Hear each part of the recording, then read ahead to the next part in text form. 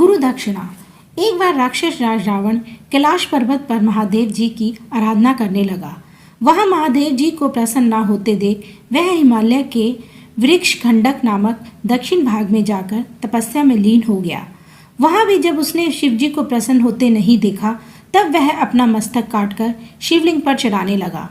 9 मस्तक काटकर चढ़ा देने के बाद जब एक मस्तक बचा, तब शंकर जी प्रसन्न हो गए और बोले, राक्षस राज, अभिनिष्ट वर मांगो। रावण ने कहा, भगवान मुझे अतुल्य बल दे और मेरे मस्तक पूर्ववत हो जाए। भगवान शंकर ने उसकी अभिलाषा पूरी की। इस वर की प्राप्ति से देवगण और ऋषिगण बहुत दुखी हुए।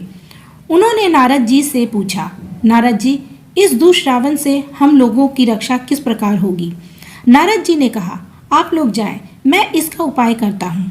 यह कहकर नारद जी जिस मार्ग से रावण जा रहा था, उसी मार्ग पर वीणा बजाते हुए उपस्थित हो गए और बोले, राक्षस राज, तुम धन्य हो। तुम्हें देखकर मुझे असीम प्रसन्नता हो रही है। तुम कहाँ से आ रहे हो और बहुत प्रसन्न दिख रहे हो? रावण ने कहा, देव ऋषि, मैंने आराधना करके शिव जी को प्रसन्न किया है।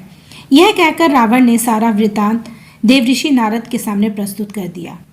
यह सुनकर नारद जी ने कहा, राक्षस राज, शिव तो उन्मत्त है। तुम मेरे प्रिय शिष्य हो, इसलिए कह रहा हूँ, तुम उस पर विश्वास मत करो और लौटकर उनके दिए हुए वरदान को प्रमाणित करने के लिए कैलाश पर्वत को उठाओ। यदि तुम उसे उठा लेते हो तो तुम्हारा अब तक का प्रयास सफल माना जाएगा। अभिमानी रावण देवऋषि नारद की बातों में आ गया और लौटकर कैलाश पर्वत उठाने लगा। ऐसी स्थिति को देखकर शिव जी ने कहा, यह क्या हो रहा है? तब पार्वती जी ने हंसते हुए कहा, आपका प्रिय शिष्य आपको गुरु दक्षिणा दे रहा है। जो हो रहा है वह ठीक ही है। यह अभिमानी रावण का कार्य है। ऐसा जानकर शिव जी ने उसे श्राप देते हुए कहा, अरे दुष्ट, शीघ्र ही तुम्हें मारने वाला उत्पन्न होगा।